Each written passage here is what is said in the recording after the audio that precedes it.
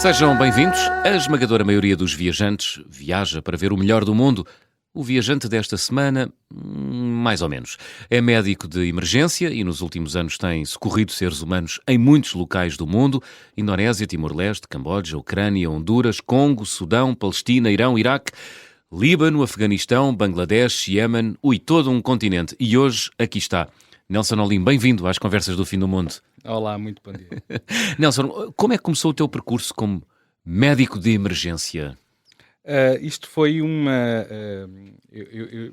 foram pequenos acasos do destino que me foram empurrando para esta coisa. Eu, obviamente, durante a faculdade era uma coisa que eu já gostava, depois fui para a cirurgia geral e comecei a trabalhar... Gostavas? Interessavas-te? Interessava. Que ainda não tinhas metido a mão na massa, não é? Digamos assim. Ainda não tinha. Mas fui metendo a mão na massa durante o internato, enquanto aprendi a ser cirurgião, e aí claramente percebi que a parte da cirurgia de emergência era uma coisa que me dava mais gozo do ponto de vista profissional do que o resto. Comecei a trabalhar no INEM mais ou menos na mesma altura. E depois, pronto, foram 10 anos de INEM, foram 6 anos de especialidade. E quando terminei a especialidade, claramente percebi que queria estar ligado à cirurgia de urgência. É uma coisa que em Portugal não existe não existe enquanto especialidade. E um dia tenho uma amiga enfermeira que me desafiou: epá, tu gostas tanto disso, porque é que não vais trabalhar com o Comitê Internacional da Cruz Vermelha? Pois. E eu, na altura, não sabia muito sobre eles. Que idade é que tinhas nessa altura? Tinha 34. E pronto. E Portanto, já não era só uma aventura. Não. Com 34 anos, sim, uma pessoa já está mais ou menos lançada sim. na vida, não é? E eu achei que aquilo fazia todo o sentido. Fui-me informar, percebi que o comitê só trabalhava em zonas de guerra. É este o mandato, aliás, do Comitê Internacional da Cruz Vermelha. Na altura, os Médicos Sem Fronteiras, que hoje em dia toda a gente já ouviu falar, Médicos Sem Fronteiras, etc., estavam muito mais limitados a situações de emergências humanitárias, mas que não tivessem ligado a conflito. O Comitê praticamente tinha um monopólio de tudo o que era intervenção em área de conflito. E eu, pronto, escrevi para eles. Era preciso fazer um curso de cirurgia de guerra. É um tipo de cirurgia ligeiramente diferente. Eu não tinha essa competência. Eles aceitaram-me. As vagas tinham acabado, na altura em que eu contactei, as vagas já tinham acabado. Era só para o ano que vem. Tive que esperar um ano. E ao fim do ano fui e pronto. E assim arrancámos. E foste para onde? Colocaram-me em Geneve. Mas em Geneve não há conflitos. Exatamente. É provavelmente a cidade mais segura do mundo. Porquê? Porque eles aceitaram-me como, no fundo, adjunto do cirurgião-chefe da Cruz Vermelha. Na altura, eu achei que aquilo era quase impossível, porque eu sempre tinha dito que isso era um lugar para dinossauros, era preciso 100 anos de experiência para estar naquele lugar. Eles acharam que eu já tinha bastante experiência e que conseguia ocupar o lugar. Boa. Fiquei baseado em Geneve e 50% do meu tempo passava no terreno. Portanto, No terreno, e começaste por onde? Terreno, comecei no Sudão do Sul. Uma aventura no meio do mato, literalmente acampados no meio do mato, a 200 quilómetros da civilização mais próxima, a trabalhar com tribos locais que estavam em conflito entre elas, acampados, literalmente acampados, e foi uma aventura. Isto foram os meus primeiros 2 meses de missão. E como é que se trabalha nessas circunstâncias? Bem, nós temos por exemplo, eletricidade não deve haver. Temos geradores. Okay. Nós temos coisas esterilização, material. Material temos, temos esterilizadores básicos, autoclaves, que colocamos na fogueira e aquilo vai esterilizando. Portanto, e temos o equipamento básico, quer dizer, não dá para grandes aventuras, mas o tipo de cirurgia que nós fazemos ali, quer dizer, nós não andamos a fazer cirurgia, não andamos a ressecar tumores nem nada do género, não é? Aquilo é cirurgia de agudos, é gente que foi baleada, basicamente, ou catanada, porque ali havia as duas opções. E é cirurgia... Por um lado, lembras-te da tua primeira cirurgia aí no Sudão do Sul? A minha primeira no Sudão foi um tiro na perna. foi um tiro na perna e que eu cruzei-me, quer dizer, assim que comecei a cirurgia encontrei a bala logo ali alojada no osso. O osso estava todo estilhaçado.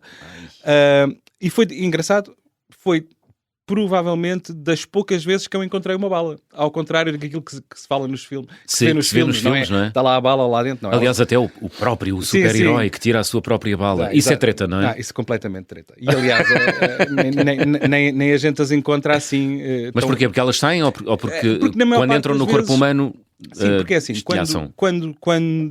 quando atravessam os membros, das duas uma, se baterem num osso, muitas vezes ficam logo por ali, porque perdem muita energia quando batem no osso e ficam logo ali. Se passar numa zona de tecidos moles, onde não há osso, ela provavelmente entra de um lado e sai do outro.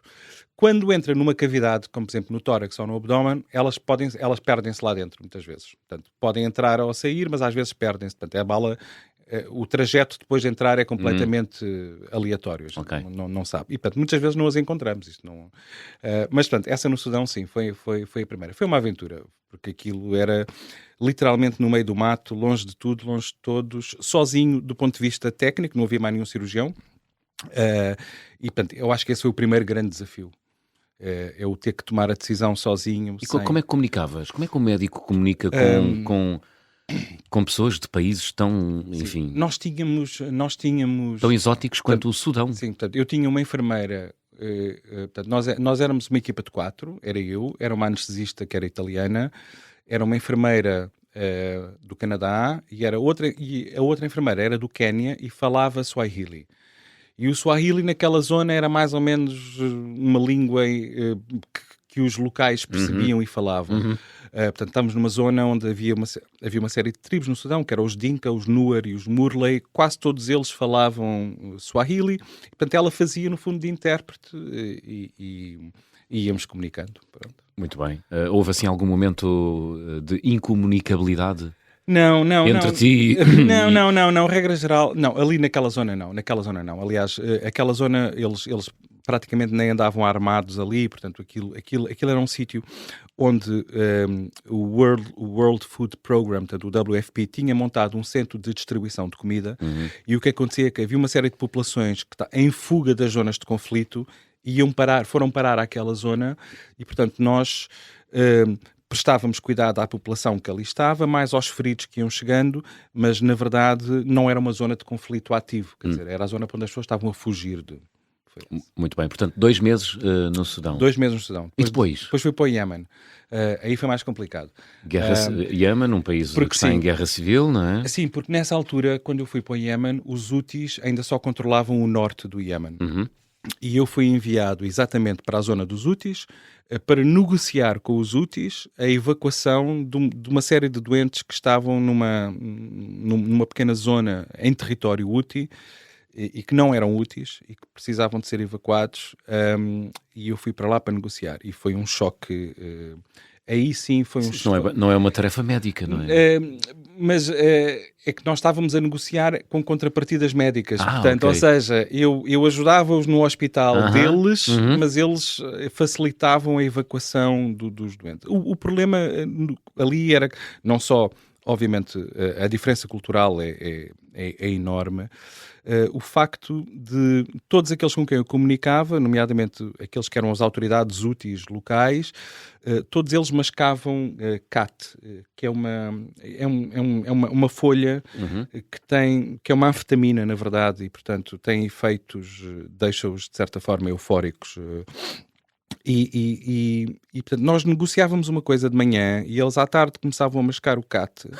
E eu ao final do dia perguntava, então, mas amanhã está confirmado? Amanhã? Não, mas nós não falámos nada para amanhã. Oh, que loucura. Então foram semanas de desespero a tentar, e finalmente conseguimos a evacuação. E depois foi uma série de peripécias, porque depois os doentes foram evacuados para Sanaa, para a capital do Iémen, e quando chegaram ao hospital foram raptados. E os doentes desapareceram. Parece um filme trágico. É um filme. E depois, afinal, tinham sido levados para uma mesquita.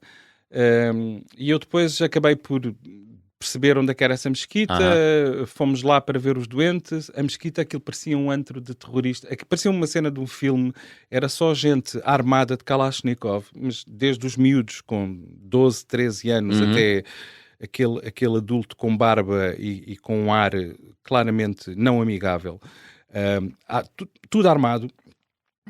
a subir e descer escadas, e no meio daquilo uma enfermaria improvisada onde estavam 40, 50 doentes.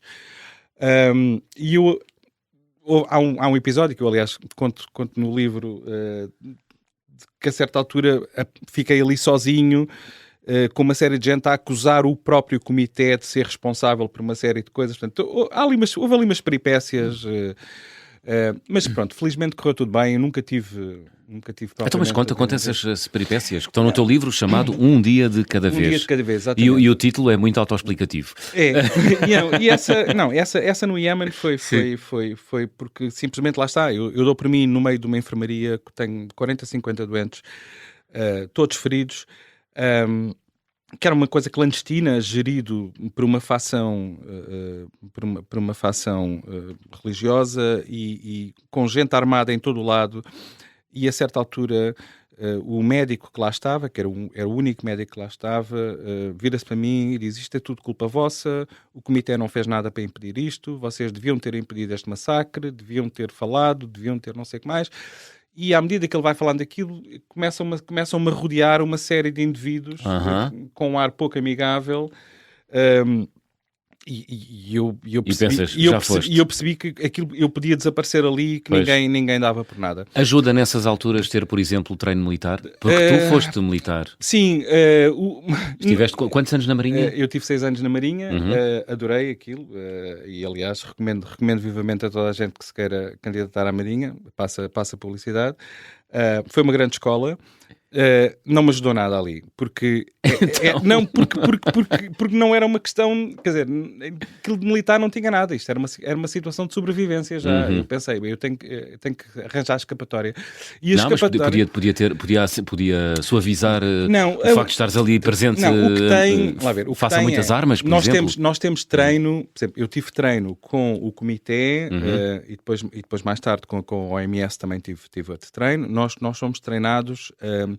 O que é que acontece, por exemplo, se formos raptados, e portanto há simulações de rapto, de quase pseudo-tortura, há uma série de cenários que nos fazem passar ao longo de uma semana e tal, para irmos percebendo o que é que temos que fazer e como é que temos que lidar com determinadas situações.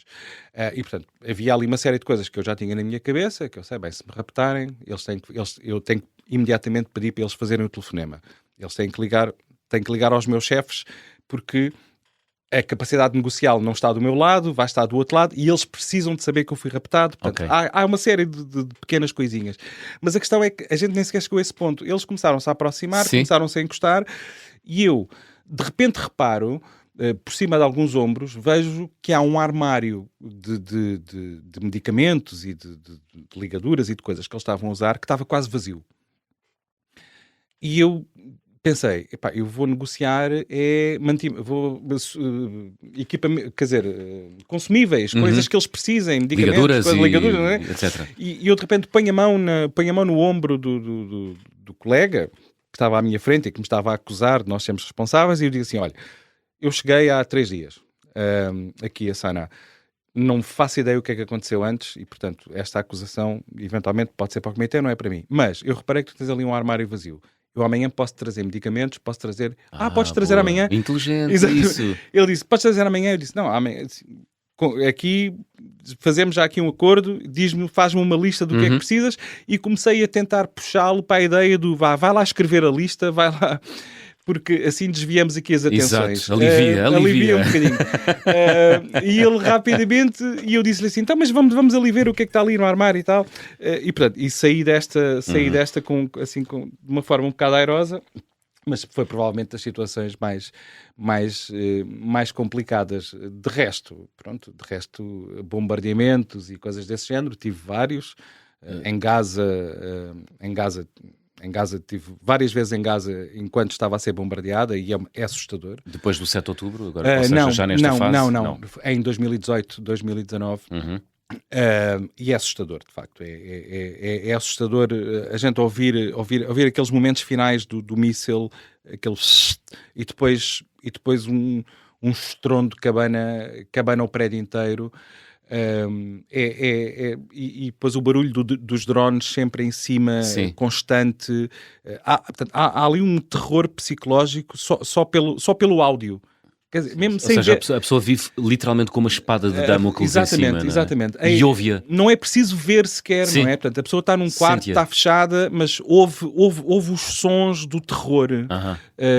E isso é verdadeiramente traumatizante. Eu queria falar de Gaza na segunda parte, Sim, mas ok. não, mas vamos aproveitar já que trouxeste para aqui, para a primeira parte, a questão de Gaza. Deixa-me perguntar-te, há uma grande discussão sobre se há ou não aproveitamento, enfim, de ambas as partes, mais da parte palestiniana, dos hospitais, há ou não? O que eu Nelson, posso tu que estiveste lá e que viste, o que que é que nos podes dizer? Aquilo que eu posso começar por dizer é que eu, quando discuto, aliás, seja Gaza, seja qualquer outro conflito, eu discuto no plano humanitário. E no plano humanitário não há bons nem maus, não há quem está certo nem quem está errado, há vidas humanas. Okay? E no plano humanitário há Portanto, também... incorporaste a 100% o espírito de isenção da Cruz Vermelha. Completamente. Não, e não há outra maneira. Ok. E não há outra maneira, porque de outra forma, eu tive situações sei lá, em Nagorno-Karabakh, por exemplo, entre a Arménia e o Azerbaijão, onde eu um dia estava do lado arménio, 2 dias depois estou do lado do Azerbaijão. Ok. Nós ou conseguimos ver as coisas num plano humanitário, portanto, não há certos, não há errados. Aliás, a maior parte Uma pessoa é uma pessoa. Uma pessoa é uma pessoa, e a vida conta, uma vida conta tanto à esquerda como à direita. O que é que isto acontece? Em Gaza. Em Gaza, há direito internacional humanitário. Ou seja, os hospitais não são nunca um alvo. Não podem ser um alvo. Não podem. Isto é deitar por terra os princípios mais fundamentais do humanismo. E, portanto, com base nisso, eu diria... Ainda que, mesmo que... e eu, na verdade, nunca vi, e estive lá há muito tempo, mas ainda assim não é aceitável. Muito bem. Vamos ter muito para falar na segunda parte, Nelson Olim, mas para já abrimos o álbum de viagem.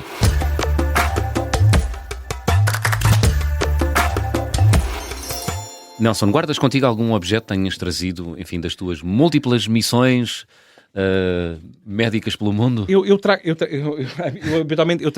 tento trazer pequenas coisas, porque assim, eu viajo leve, portanto não tenho malas grandes, não tenho. Eu tenho uma colega minha que viaja sempre com 2 malas grandes, uma delas é só de comida portuguesa. A sério, é impressionante. Mas eu viajo muito leve, portanto nunca tenho muito espaço para trazer, portanto tenho coisas pequeninas, tenho obviamente recordações de quase todos os sítios, tenho coisas lindas do Irão, tenho coisas lindas do Sudão do Sul, tenho coisas lindas do Iémen. Tenho umas ânforas, sim. Tenho 2 ânforas do período otomano que eu trouxe de Gaza, que têm para aí 500 anos cada uma. Que são de facto 2 peças lindíssimas. Compraste? Foram dadas? Foram compradas localmente a um preço perfeitamente irrisório, aí 10 euros cada uma. Portanto, sim. São essas 2 ânforas, não é? Sim. Muito bem. Estamos à conversa com o médico Nelson Olim. Fazemos aqui uma curta pausa nas conversas do Fim do Mundo desta semana. Regressamos já a seguir.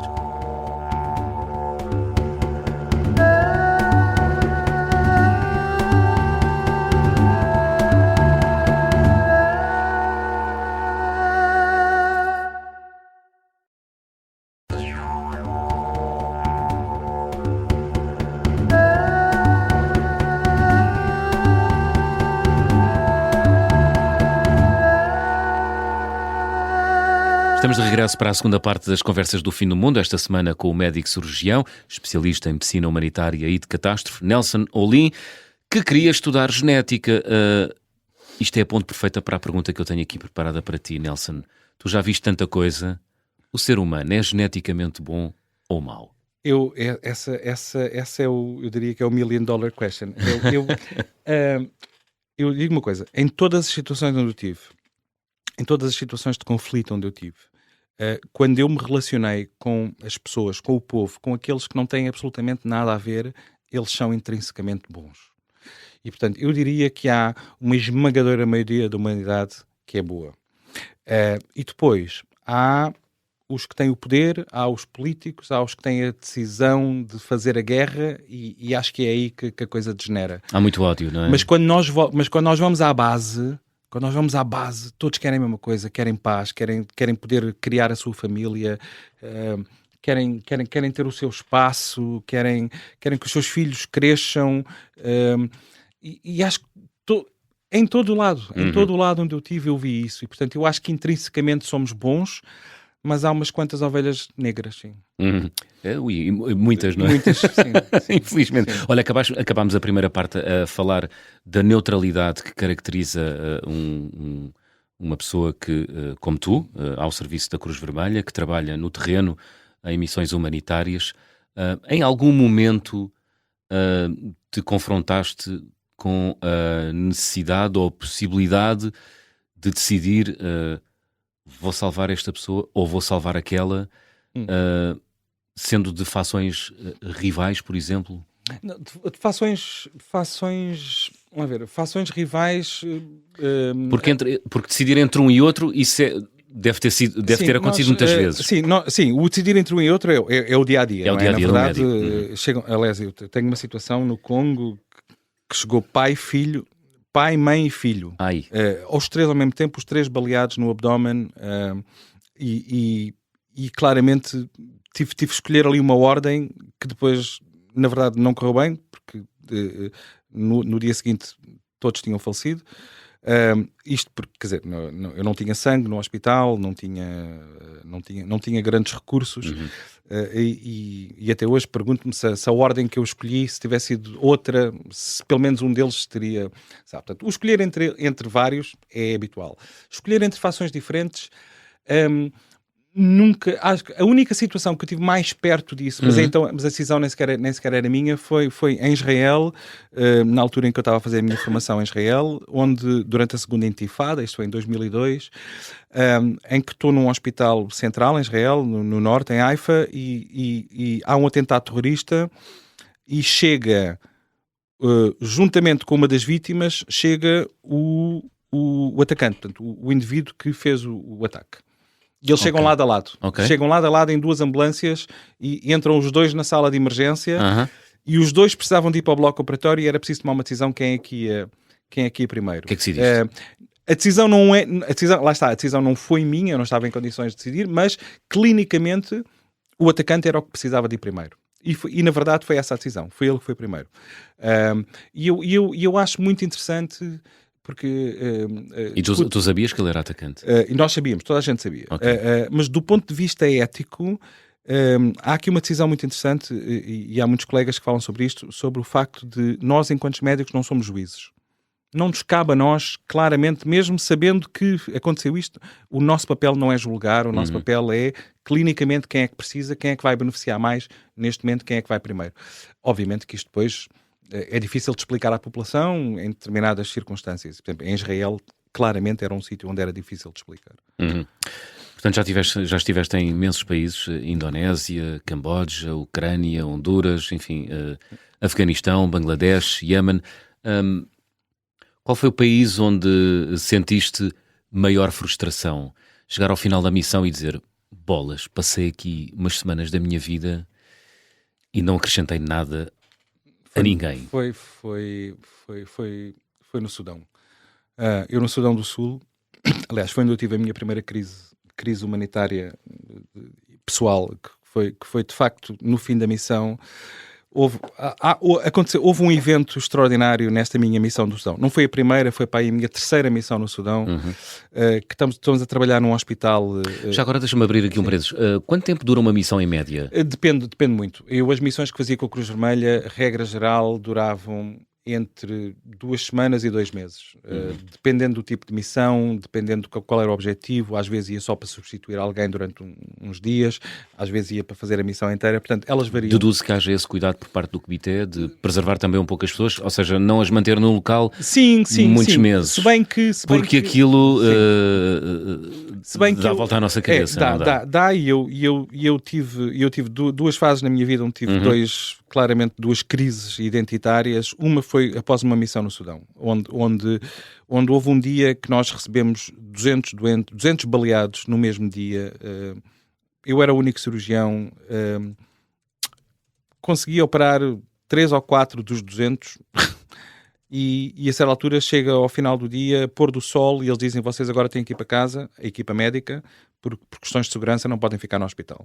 E nós sabíamos que o sair dali significava a morte de uma série daqueles indivíduos.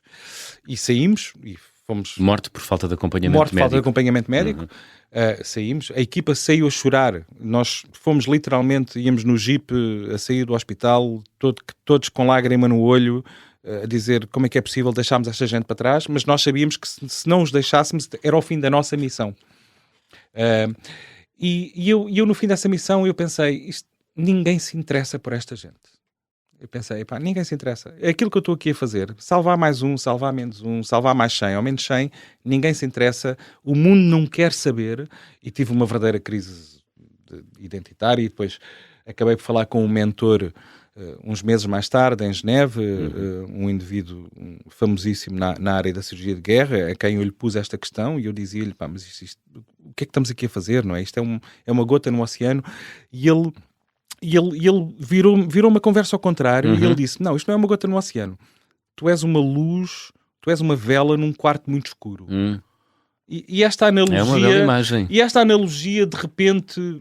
Uma vela que ilumina o quarto exatamente, todo, não é? ou pelo menos um bocadinho, mas quer dizer, eu achei isso delicioso e de certa forma fez-me novamente voltar para o terreno, até que depois, uns anos mais tarde, tive uma missão no Congo durante um mês, onde eu fui levado à exaustão e ao fim dessa missão eu decidi que ia fazer uma pausa na parte da cirurgia de guerra. Disse, eu não aguento mais, eu preciso de parar. Eu operei, em um mês operei 210 baleados, catanados, etc. Uou. Eu fiz todas as técnicas cirúrgicas que eu conhecia de urgência, operei cabeça, tronco, membros, coração, fiz cesarianas, fiz tudo.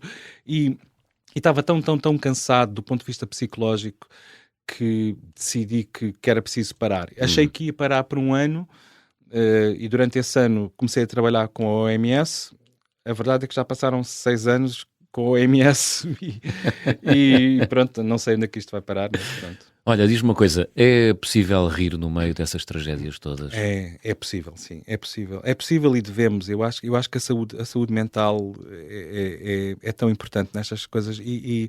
Mas há disposição para isso? Porque ser fundamental não é? Isso é dos livros. Agora, assim, a pessoa tem essa disposição. Nós vivemos... Eu tive uma crise parecida ao fim de muitos anos de INEM. Eu tive uma crise parecida quando eu, a certa altura, perguntava: será que é normal alguém escolher por profissão todos os dias conviver com gente que está a sofrer ou a morrer ou já morto? Isto não é... Quer dizer, e escolher isto voluntariamente, não é? Sim. Ninguém... Isso é quase fazer de Deus, não é?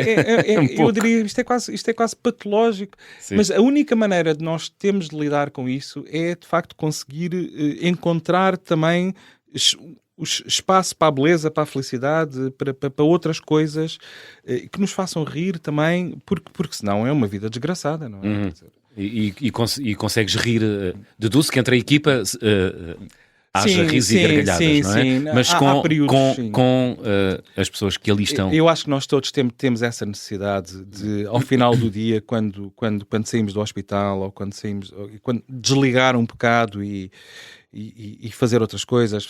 Lá está, eu tenho essa minha colega que ia para a cozinha e cozinhava e fazia pratos e coisas diferentes há que encontrar um escape, claramente, porque senão nós somos levados... Isto é uma avalanche. Estas tragédias, sejam elas por conflito, sejam elas por terremoto, portanto, sejam elas conflitos, sejam elas situações humanitárias, quais forem... Isto é quase uma avalanche de miséria. Isto é uma avalanche de miséria. E nós ou somos levados por esta avalanche de miséria e acabamos nós também miseráveis, ou tentamos ficar à tona, porque também se não tivermos à tona não conseguimos ajudar ninguém. Portanto, sim, eu acho que vamos encontrando estratégias, a pouco e pouco. E qual é a tua estratégia? Qual é o teu escape no meio disso tudo?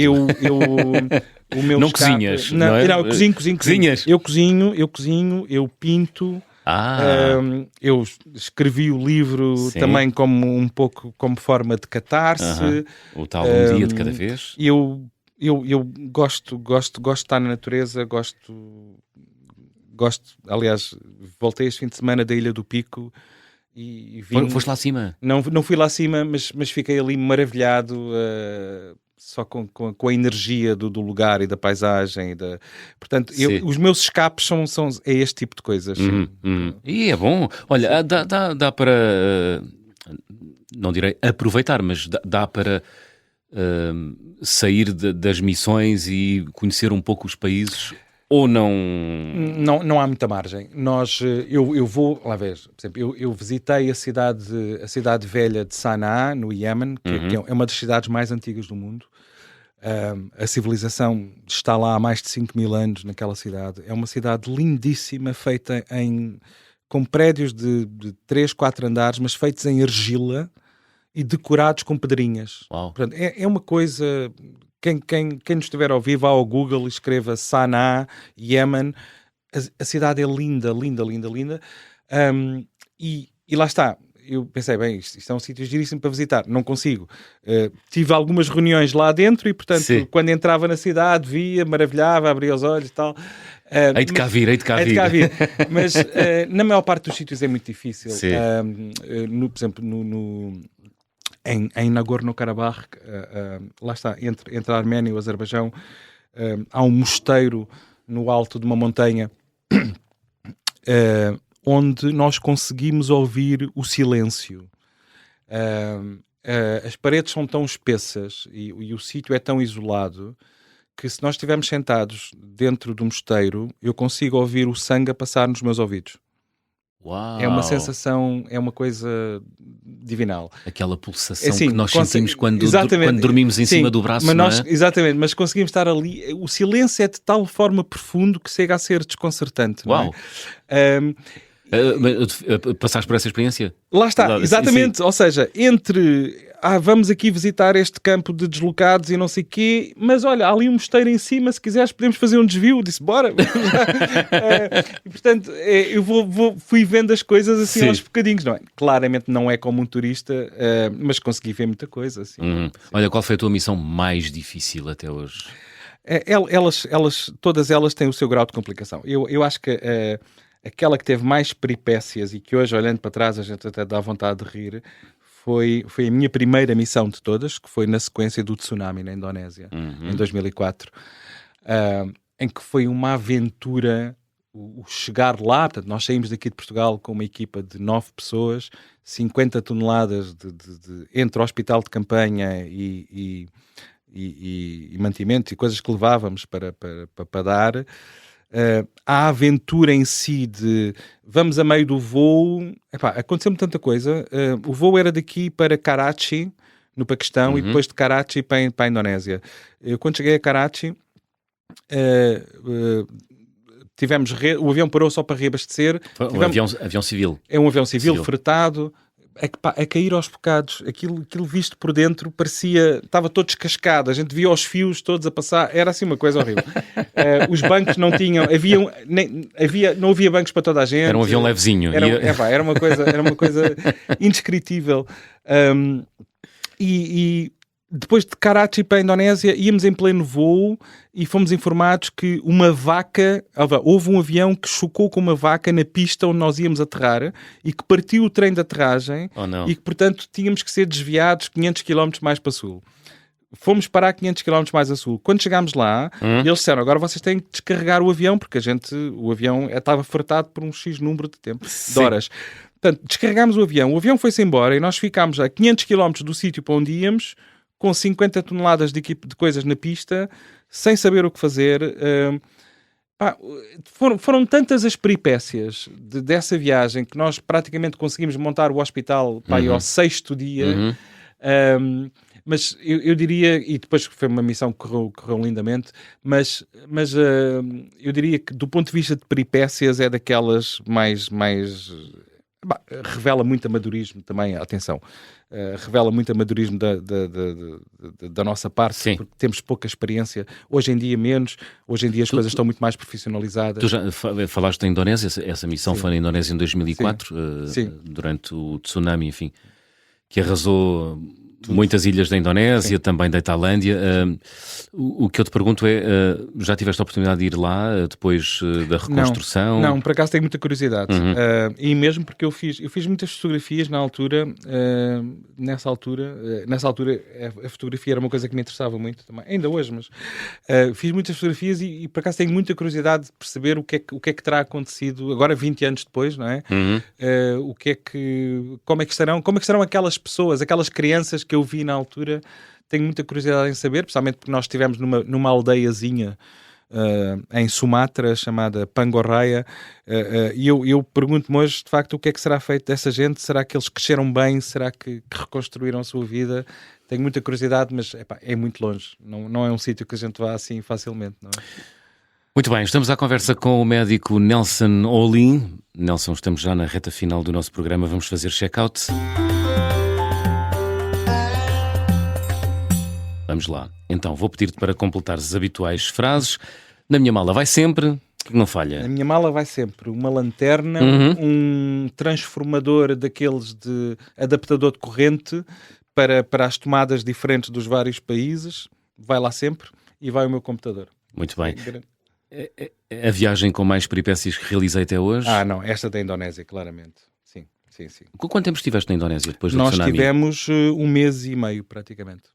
1 mês e meio. Tivemos 1 mês e meio. As pessoas perguntam, mas porquê é que eles só tiveram 1 mês e meio? Tem a ver com o estatuto do médico de emergência, não é? Não, tivemos 1 mês e meio porque, entretanto, fomos rendidos depois para uma outra equipa portuguesa que foi, que ficou mais outro mês e pouco. Sim. O carimbo de passaporte, ou o visto mais difícil de obter até hoje?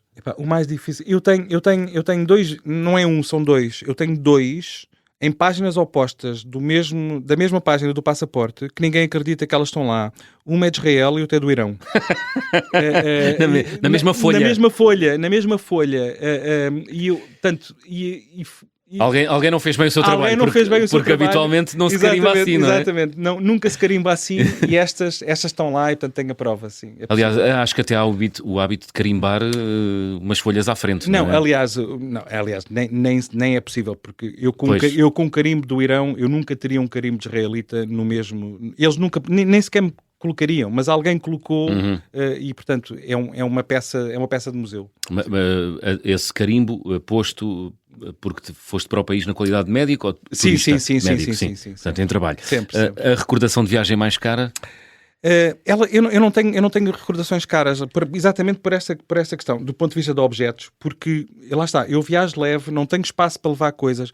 Eu vi tapetes no Irão que eu, se pudesse, trazia todos, não é? Vi peças de artesanato e de coisas que eles têm pintadas à mão. Sim. No Afeganistão que eu... se pudesse, trazia tudo. Portanto, eu não tenho peças caras, só tenho recordaçõezinhas. Assim, a refeição mais estranha que comeste, qual foi? Estranho, não no sentido do conteúdo, mas da forma. Vamos lá, conta. No Iraque há a tradição de comer... Eles têm um prato que é uma espécie de um arroz de frango, assim, ok? Mas o frango vem inteiro, basicamente. Vem assado, mas vem inteiro em cima do arroz. E come-se com a mão.